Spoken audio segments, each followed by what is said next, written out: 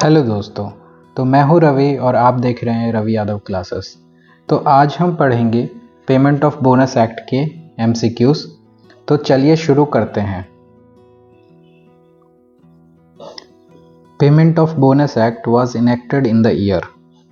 तो ये एक्ट 1965 में इनेक्ट हुआ और 1 सितंबर 1965 से ये लागू हुआ।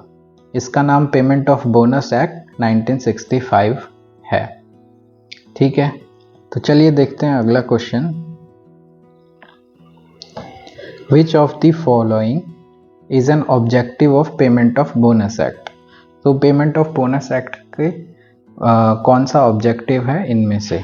तो payment of bonus to person employed in certain establishment, secure good working condition, regulate the contract laborers, provide adequate safety measure to the factory worker। तो हमारा आंसर हो जाता है payment of bonus to person employed in certain establishment. तो payment of bonus act का objective ये है कि जो सर्टेन एस्टेब्लिशमेंट में पर्सन एम्प्लॉयड है उनको बोनस प्रोवाइड करने के लिए। बाकी ऑप्शंस जो है ये फैक्ट्रीज एक्ट के अंदर में के ऑब्जेक्टिव हैं, secure of good working condition, adequate measure for safe and ये कॉन्ट्रैक्ट लेबरर्स के ऑब्जेक्टिव हैं। तो चलिए देखते हैं अगला question. The provision of payment of bonus act have no say on dash bonus. तो कौन से बोनस पे payment of bonus act regulate नहीं करता? तो customary bonus, statutory bonus, both of this, none of this. तो स्टैट्यूटरी बोनस को payment of bonus act regulate करता है, बट कस्टमरी बोनस जो है वो payment of bonus act regulate नहीं करता। कस्टमरी बोनस मतलब जैसे कि दिवाली बोनस, तो उसका रेगुलेशन इस एक्ट के अंदर में नहीं होता। ठीक है, ओनली स्टैट्यूटरी बोनस का रेगुलेशन इस एक्ट के अंदर में होता है। ठीक है, चलिए देखते हैं अगला question.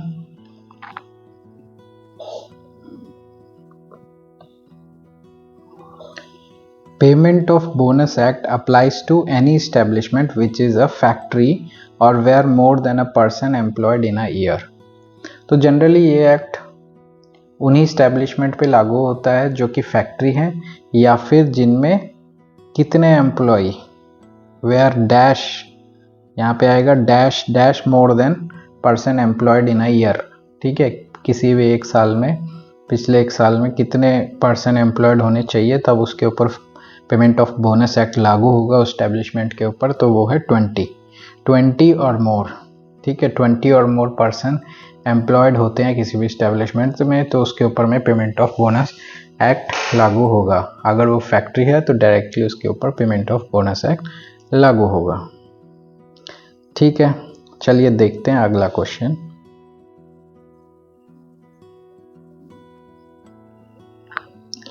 Appropriate government may after giving not less than dash notice of its intention by notification in official gazette apply the provision of payment of bonus act to any establishment। तो यहाँ पूछा है कि अप्रोप्रिएट गवर्नमेंट, स्टेट गवर्नमेंट या central government कितने दिन का notice देती है ऑफ इज इंटेंशन, जो कि एक गैजेट, ऑफिशियल गैजेट में नोटिफिकेशन देती है for provision of payment of bonus act, जो किसी भी इस्टेब्लिशमेंट पे अप्लाई करने के लिए। ठीक है, तो सरकार किसी भी इस्टेब्लिशमेंट पर इस एक्ट को लागू करने से पहले ऑफिशियल गैजेट नोटिफिकेशन के थ्रू कम से कम 2 महीने का नोटिस देती है। ठीक है, तो हमारा आंसर हो जाता है ऑप्शन 2। चलिए देखते हैं अगला question. Wherein appropriate government applies the payment of bonus act to any other establishment with less than 20%। ठीक है, अभी हमने पढ़ा था कि सरकार किसी भी इस्टेब्लिशमेंट पे 2 महीने के नोटिस दे करके उसके ऊपर पेमेंट ऑफ बोनस एक्ट लागू कर सकती है। ठीक है, हावेवर तो यहाँ पूछा है कि जब appropriate government payment of bonus act apply करती है अदर इस्टेब्लिशमेंट पे जहाँ पे 20 से कम लोग हैं, however the number of persons so specified shall in no case be less than। कितने से कम नहीं होने चाहिए, no case be less than, minimum कितने होने चाहिए, एटलीस्ट 20 से कम हो सकते हैं क्योंकि 20 से ऊपर वालों पे तो ऑटोमेटिकली लागू हो जाता है, तो 20 से कम होंगे, लेकिन मिनिमम कितने होने चाहिए, not know case be less then, तो मिनिमम 10 नंबर्स होने चाहिए। ठीक है, तो सरकार छोटी स्टैब्लिशमेंट जहां 20 से कम लोग काम करते हैं उन पर भी ये एक्ट लागू कर सकती है, लेकिन उस केस में भी एम्प्लॉय की संख्या 10 से कम नहीं होनी चाहिए। ठीक है, तो हमारा आंसर हो जाता है ऑप्शन सी 10। तो चलिए देखते हैं अगला question.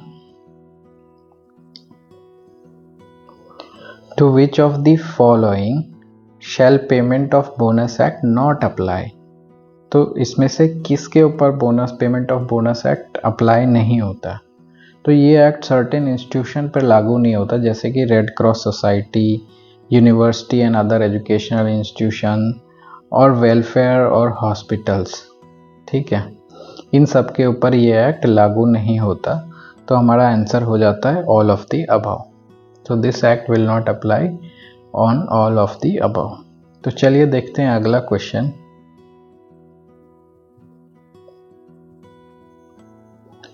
To which of the following shall payment of bonus act shall not apply, इनमें से किसके ऊपर payment of bonus act apply नहीं होता, तो ये एक्ट एम्प्लॉयज़ ऑफ आरबीआई के ऊपर भी नहीं होता, एम्प्लॉयज़ ऑफ यूटीआई के ऊपर भी नहीं होता, एम्प्लॉयज़ ऑफ आईडीबीआई के ऊपर भी नहीं होता।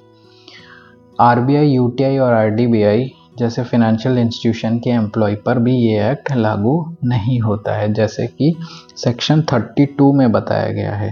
ठीक है, सेक्शन 32 में बताया गया this act does not apply on certain employees और एस्टेब्लिशमेंट। ठीक है, तो हमारा आंसर हो जाता है ऑल ऑफ दी अबव। तो चलिए देखते हैं अगला question. What are the different types of bonus, bonus कितने टाइप के हैं, profit based bonus, customary bonus, attendance bonus. Profit based bonus ये इस बोनस एक्ट के तहत दिया जाता है। कस्टमरी बोनस जो है परंपरा के अनुसार दिया जाता है। ठीक है, और अटेंडेंस बोनस है कि किसी एम्प्लॉय की अच्छी अटेंडेंस है तो उसके लिए एक अटेंडेंस बोनस दिया जाता है। तो ये सभी बोनस के प्रकार हैं। ठीक है, तो हमारा आंसर है ऑल ऑफ दी अबव। चलिए देखते हैं अगला question. What do you mean by accounting year in relation to company? ठीक है, तो according to payment of bonus act, accounting year क्या है in relation to companies act, in relation to company. ठीक है, तो period in respect which profit and loss account of the company laid before AGM. ठीक है, इसमें ज़रूरी नहीं है कि वो कोई एक पर्टिकुलर ईयर हो या पर्टिकुलर पीरियड है। तो यहाँ पे according to payment of bonus act की डेफिनेशन में दिया है, accounting year in relation to company is a period in which any profit और loss account of the company laid before AGM. ठीक है, तो चलिए देखते हैं हम अगला क्वेश्चन।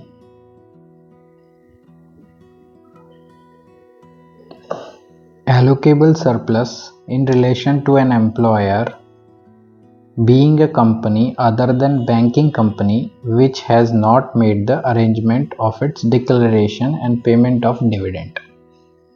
ठीक है, तो क्वेश्चन में पूछा है what is the allocable surplus. Allocable surplus क्या है, तो जो कंपनी डिविडेंड देने का अरेंजमेंट नहीं करती, मतलब वो प्राइवेट कंपनी है या किसी पब्लिक कंपनी जिसमें डिविडेंड डिक्लेरेशन का अरेंजमेंट नहीं है। ठीक है, उनके लिए एलोकेबल सरप्लस, उनके लिए एलोकेबल सरप्लस कितना है। ठीक है, तो उनके लिए एलोकेबल सरप्लस का 67% बोनस के लिए होता है। ठीक है, तो उनको 67% रखना है। तो जो भी पब्लिक कंपनी जिसमें डिविडेंड डिक्लेरेशन का अरेंजमेंट नहीं है उसको 67% एलोकेबल सरप्लस का रखना है बोनस के लिए। चलिए देखते हैं अगला question. Allocable surplus in relation to an employer being a company which has made the arrangement for declaration and payment of dividend। ठीक है, तो यहाँ पूछा है कि जो कंपनी डिविडेंड देने का अरेंजमेंट करती है, डिविडेंड भी देती है, उस कंपनी, जनरली ये पब्लिक कंपनी होती है, जो लिस्टेड कंपनी होती है, उनके लिए एलोकेबल सरप्लस कितना होना चाहिए बोनस के लिए। तो बोनस के लिए एलोकेबल सरप्लस होना चाहिए 60%।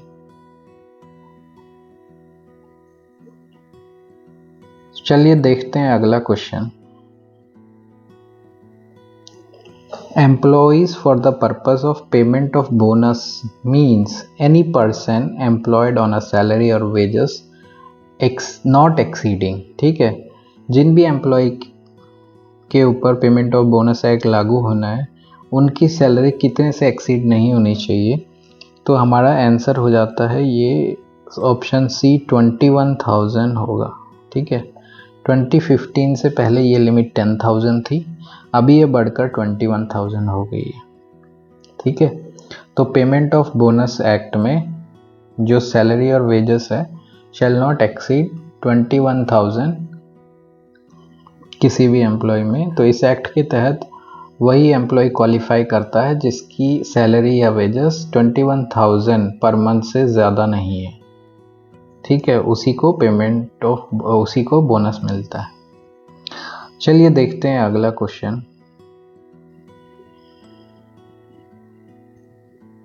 Which of the following does not count for employee as per the payment of bonus act 1965। तो इसमें बोला है कि इसमें से फॉलोइंग इन सब में से किसको एम्प्लॉय नहीं माना गया है as per payment of bonus act.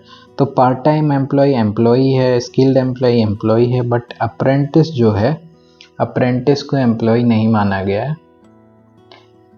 Apprentice को एम्प्लॉय की डेफिनेशन में नहीं रखा गया है, सो इसीलिए वो बोनस के लिए क्वालिफाई नहीं करते हैं। तो चलिए देखते हैं अगला question. A corporation in which not less than dash of its capital held by whether singly or taken together by government और RBI। ठीक है, तो एक इस्टेब्लिशमेंट को पब्लिक सेक्टर कब मानेंगे। कोई एक कॉरपोरेशन है जिसमें कम से कम भी कैपिटल गवर्नमेंट और RBI के द्वारा कितना होना चाहिए, तो वो है 40%। ठीक है, तब उसको, उस कॉरपोरेशन को इस्टेब्लिशमेंट इन पब्लिक सेक्टर मानेंगे।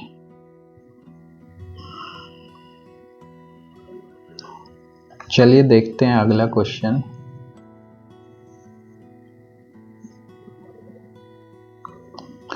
और हाँ, इसमें सेक्शन 32 में डिफाइन किया है कि अगर 40% से ज़्यादा का कैपिटल है तो अंडर सेक्शन 32 में इसको एग्जम्प्ट भी कर सकते हैं। ठीक है, चलिए देखते हैं अगला question. Salary wages for the purpose of payment of bonus act 1965 does not include. तो इसमें क्या क्या इंक्लूड नहीं होता। तो बोनस की कैलकुलेशन के लिए सैलरी और वेज की डेफिनेशन में ट्रैवलिंग अलावेंस, बोनस, खुद बोनस और कंट्रीब्यूशन टू PF, ठीक है, PF कंट्रीब्यूशन, ये सब शामिल नहीं होते। ठीक है, तो हमारा आंसर हो जाता है ऑल ऑफ द अबाउ। तो चलिए देखते हैं अगला question. Which of the following constitute a salary or wages for the purpose of payment of bonus act। तो इसमें से कौन सा कॉन्स्टिट्यूट करता है सैलरी और वेजेस का part for the purpose of bonus act. तो overtime allowance bonus act से एक्सक्लूड किया गया है, सब्सिस्टेंस अलाउंस भी एक्सक्लूड किया गया है। तो ले ऑफ कंपनसेशन जो है ये इंक्लूड होता है for the purpose of calculation of bonus. ठीक है, तो चलिए देखते हैं अगला question. Establishment for the purpose of payment of bonus act shall include. तो यहाँ पूछा है एस्टैब्लिशमेंट में क्या क्या इंक्लूड होता है for the purpose of bonus act.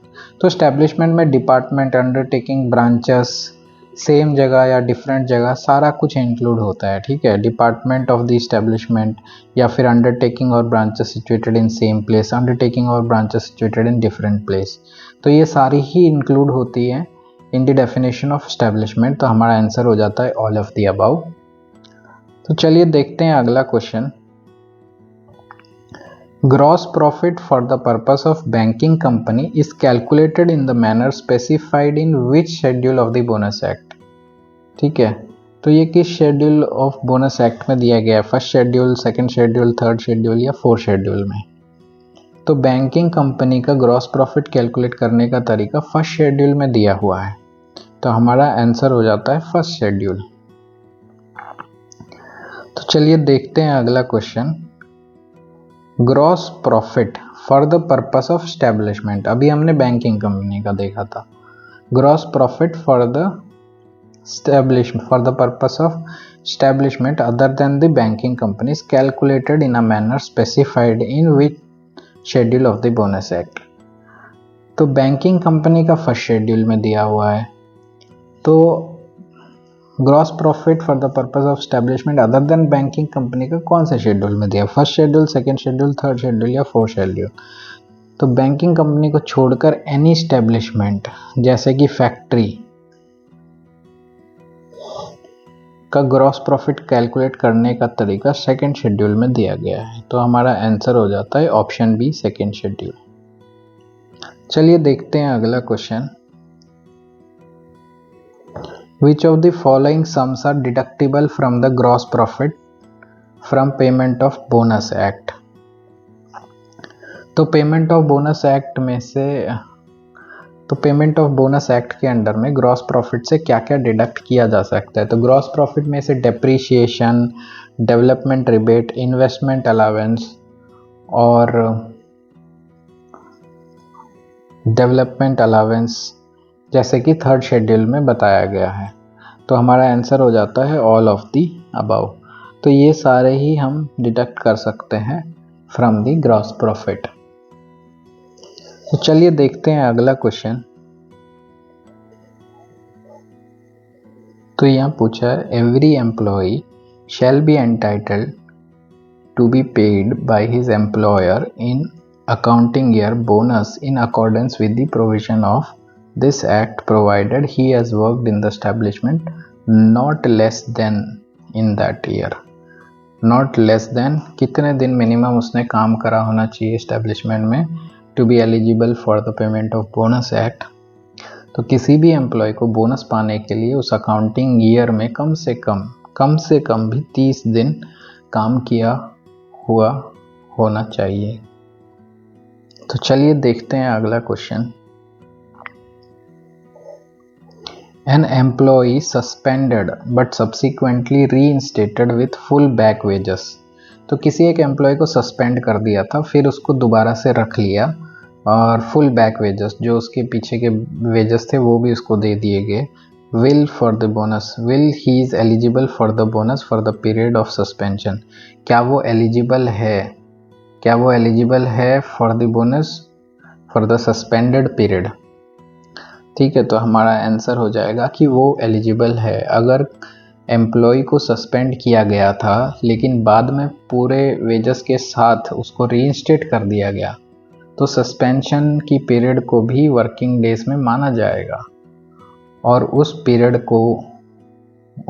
का बोनस भी उसको मिलेगा। ठीक है, तो हमारा आंसर हो जाता है he is eligible for the bonus for the period of suspension. चलिए देखते हैं अगला क्वेश्चन।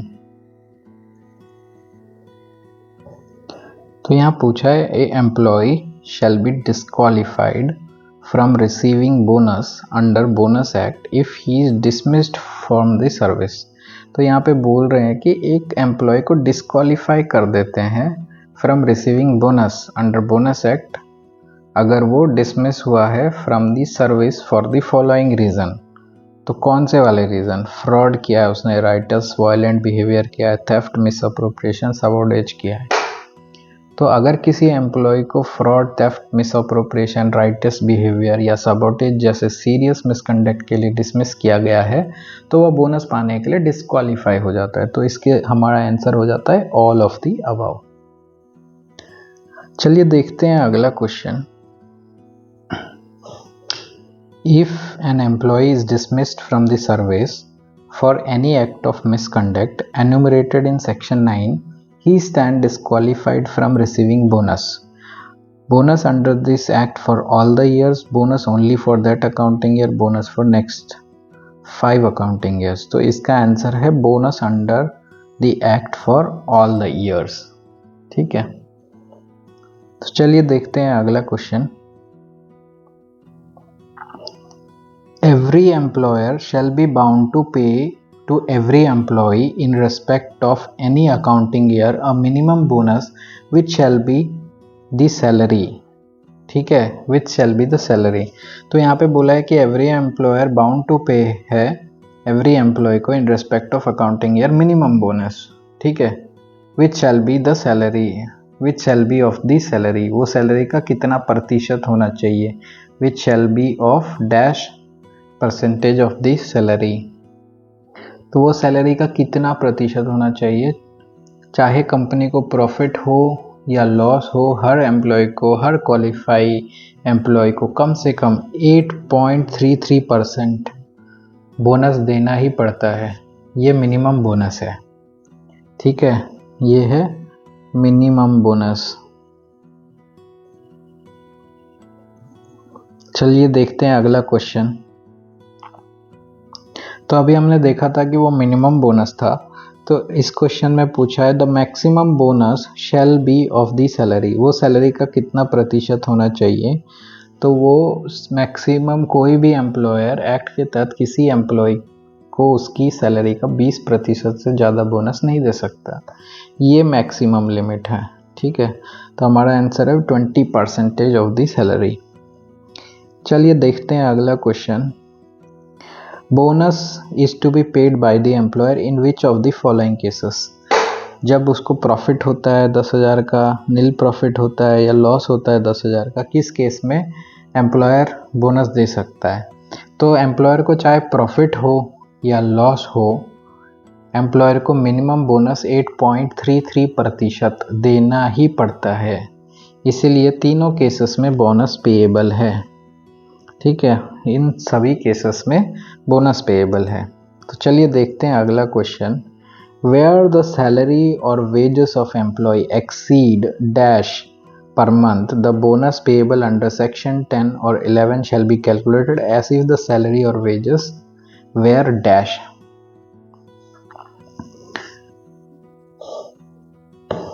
तो यहाँ अंडर सेक्शन 10 किसकी बात करता है, सेक्शन 10 बात करता है मिनिमम वेजेस की। ठीक है, तो मिनिमम वेजेस में बोल रहा है कि जब सैलरी किसी एम्प्लॉय की, तो ये पहले 3,500 की लिमिट थी, अब ये बढ़ के 7,000 की लिमिट हो गई है। तो जब भी किसी एम्प्लॉय की 7,000 से ज़्यादा सैलरी है, ये मिनिमम वेजेस की बात कर रहे हैं, जहाँ पे उसको मिनिमम वेजेस कंपलसरी देना बनता है। तो किसी भी एम्प्लॉय जिसकी 7,000 से सैलरी एक्सीड करती है, ज़्यादा होती है, तो bonus payable under section 10 minimum wages में shall be calculate as if उसकी सैलरी 7,000 है। ठीक है, तो उसका बोनस बनेगा 7,000 पे 8.33%। ठीक है, तो ये उसका बोनस बनेगा, मिनिमम बोनस बनेगा जिस भी एम्प्लॉय की सैलरी ज़्यादा है। अगर जो 7,000 से कम है तो डायरेक्टली जो भी सैलरी है उस पर 8.33% बनेगा। तो चलिए देखते हैं अगला question. Dash shall be included for computation of number of working days for the purpose of bonus act. ठीक है, तो यहाँ बोला है डैश शैल बी इंक्लूडेड, क्या इंक्लूड होना चाहिए, for computation of number of working days for the purpose of bonus act. तो 30 वर्किंग डेज काउंट करने के लिए वो दिन सभी शामिल होते हैं जब एम्प्लॉय पेड लीव पर है, या टेम्पररी डिसेबलमेंट की वजह से एब्सेंट था, या मैटरनिटी लीव पर था, या मैटरनिटी लीव पर थी।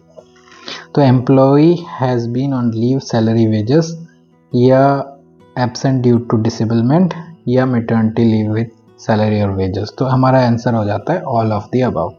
तो अगर वो 30 डेज मिनिमम वर्क करना चाहिए to be eligible for the bonus, मगर एम्प्लॉय इन कारणों से छुट्टी पे है और वो 30 दिन से ज़्यादा हो गए, तो वो बोनस के लिए एलिजिबल होगा। तो चलिए देखते हैं अगला question. Which of the following can adjudicated against the bonus required? Against the adjudicated, which of the following can be adjusted against the bonus required to be paid under the bonus act? तो यहाँ बोला है कि इसमें से कौन सा bonus जो एडजस्ट किया जा सकता। मान लीजिए हमको स्टैट्यूटरी बोनस देना है, स्टैट्यूटरी बोनस देना है 8.33 जैसे हमने मिनिमम बोनस देखा था, या 20% मैक्सिमम बोनस जो था। तो हमें एक ये जो स्टैट्यूटरी बोनस देना है, हमने पहले कुछ पूजा का बोनस दिया, कुछ कस्टमरी बोनस दिया, कुछ इंटरिम बोनस दिया। क्या वो इस बोनस में, मान लीजिए हमारा 10,000 का बोनस बनता है, तो क्या वो जो पहले का बोनस दिया, क्या वो हम माइनस कर सकते हैं? तो वो कौन सा बोनस है जो हम माइनस कर सकते हैं? तो पूजा बोनस अगर हमने कोई दिया है तो वो बोनस पेएबल में से माइनस करके बचा हुआ बोनस दे देंगे, या फिर अगर यही बोनस ज़्यादा है तो वो बोनस उसमें एडजस्ट हो जाएगा। तो हमारा आंसर है all of the above, Puja bonus, customary bonus या इंटरिम बोनस। तो एम्प्लॉयर एम्प्लॉय को जो स्टैट्यूटरी बोनस देना है उसमें से कोई भी पूजा बोनस, कस्टमरी बोनस या इंटरिम बोनस एडजस्ट कर सकता है, जैसे कि सेक्शन 17 में बताया है। ठीक है, ये सेक्शन 17 में एक्सप्लेन किया है। चलिए देखते हैं अगला question. Where there is dispute regarding payment of bonus pending before any authority, under all amounts payable to employee by a way of bonus act shall be paid in cash by the employer within कितने month में from the date on which award। जब award हो गया, जब उसके ऊपर में case की सुनवाई हो गई, तब बोनस कैश में कितने दिन के अंदर अंदर में पे किया जाना चाहिए। जब कोई बोनस डिस्प्यूट अथॉरिटी के सामने पेंडिंग है और वो अवार्ड आए या फिर उसका फैसला हो गया, तो एम्प्लॉयर को पूरे बोनस अमाउंट को कैश में 1 महीने के अंदर अंदर देना है। ठीक है, तो हमारा आंसर है 1 महीने के अंदर, 1 मंथ। तो हमारा आंसर हो जाता है ऑप्शन ए। चलिए देखते हैं अगला question. The bonus should be paid with in a period of dash month from the close of accounting year. जैसे ही अकाउंटिंग ईयर क्लोज हुई, उसके कितने महीने के अंदर में वो बोनस पे किया जाना चाहिए। तो अकाउंटिंग ईयर ख़त्म होने के बाद एम्प्लॉयर को बोनस 8 महीने के अंदर पे करना ज़रूरी है। जैसे अगर अकाउंटिंग ईयर 31 मार्च को ख़त्म होता है तो बोनस 30 नवंबर तक पे करना पड़ेगा। ठीक है, चलिए देखते हैं अगला question. Having regard to the financial position and other relevant circumstances may by notification in official gazette exempt from such period such establishment or a class of establishment from the bonus act। तो यहाँ बोला है कि dash having regard with financial position and other relevant circumstances. तो financial position और other relevant circumstances से कौन notification के द्वारा किसी ऑर्गेनाइजेशन को, इस्टेब्लिशमेंट को या किसी एक क्लास ऑफ इस्टेब्लिशमेंट को बोनस पे करने से एग्जेम्प्ट कर सकता है। कौन कर सकता है, वो किसके पास है ऐसी पावर? तो ऐसी पावर है अप्रोप्रिएट गवर्नमेंट के पास। ठीक है, तो हमारा आंसर हो जाता है अप्रोप्रिएट गवर्नमेंट। किसी इस्टेब्लिशमेंट को फाइनेंशियल हार्डशिप की स्थिति में अप्रोप्रिएट गवर्नमेंट एग्जेम्प्ट कर सकती है। ठीक है, चलिए देखते हैं अगला क्वेश्चन।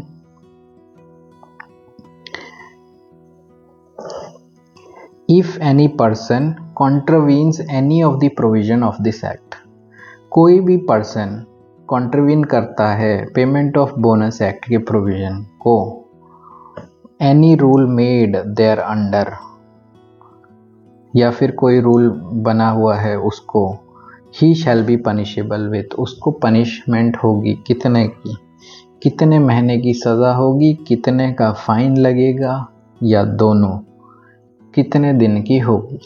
तो हमारा आंसर है तो हमारा आंसर है 6 मंथ और ₹1000 और या बोथ। तो एक्ट के किसी भी प्रोविज़न को तोड़ने पर पनिशमेंट 6 महीने की जेल या फिर 1000 रुपीज़ का फाइन या दोनों। ठीक है, और फाइन की रकम बढ़ सकती है।